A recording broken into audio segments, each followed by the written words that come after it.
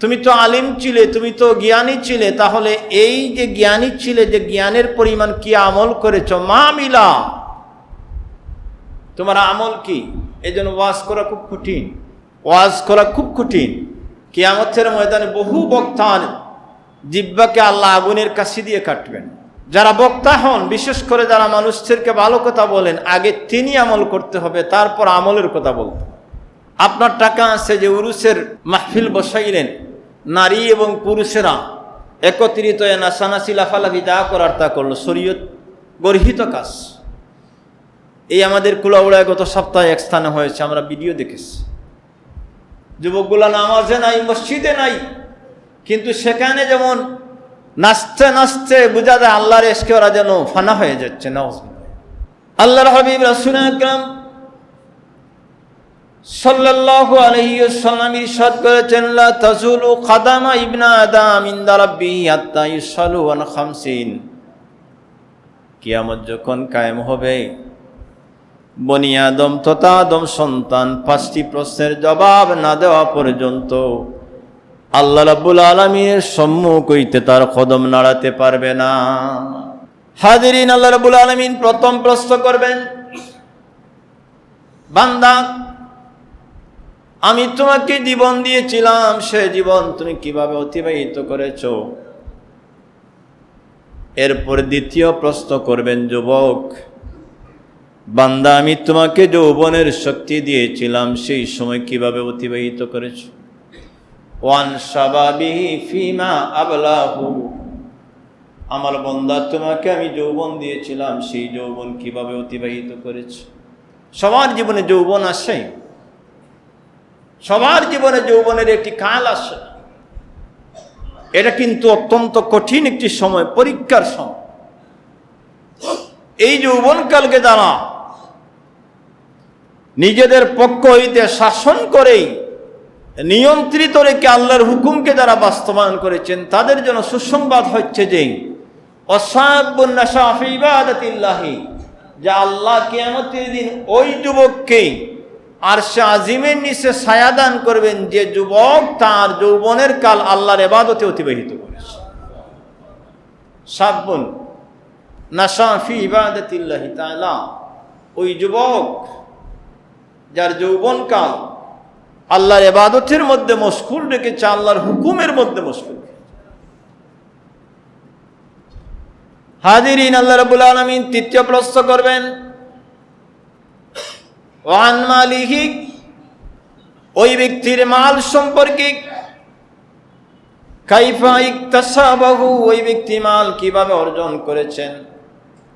আমাদের প্রত্যেকের মাল সম্পর্কে, ধন সম্পর্কে, উপার্জন সম্পর্কে আল্লাহ রাব্বুল আলামিন পুঙ্খানুপুঙ্খ জিজ্ঞাসা করবেন, কিভাবে আমরা অর্জন করেছি।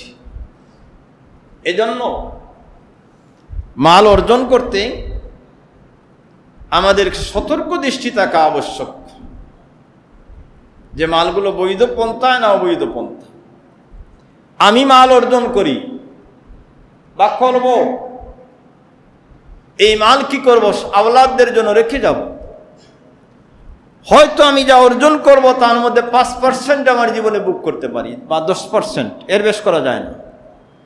একজন পুরুষরা অর্জন করেন সর্বোচ্চ 10% নিজে বুক করেন, বাকি সবগুলো আওলাদের জন্য রেখে যান।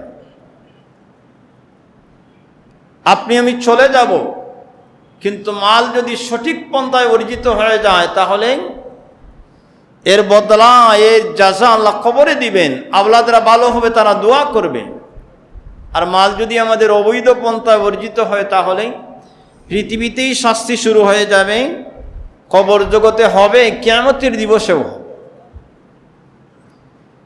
এজন্য আল্লাহর হাবিব বলেছেন, কিয়ামতের দিন চতুর্থ প্রশ্ন, আল্লাহ বলবেন, বান্দা, তুমি কিভাবে মাল অর্জন করেছো, ও কাইফান ফাকাহু, এবং কিভাবে মাল ব্যয় করেছো।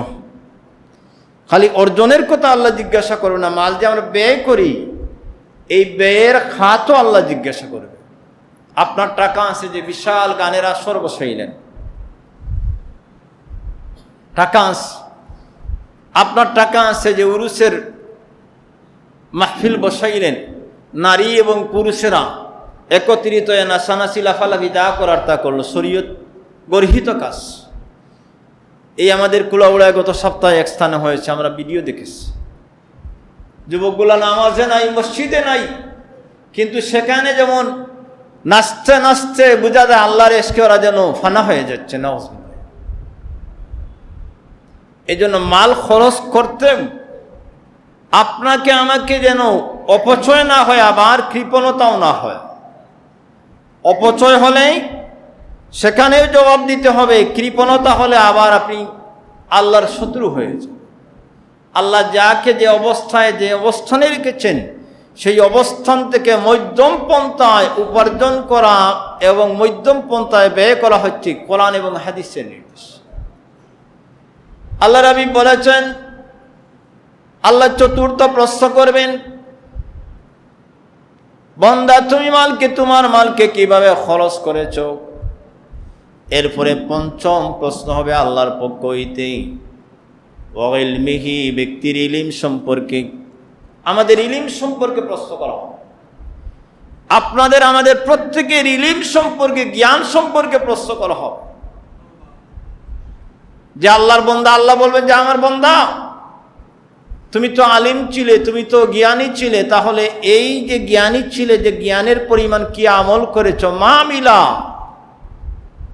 তোমার আমল কি। এই জন্য ওয়াজ করা খুব কঠিন, ওয়াজ করা খুব কঠিন। কিয়ামতের ময়দানে বহু বক্তা জিহ্বাকে আল্লাহ আগুনের কাছে দিয়ে কাটবেন।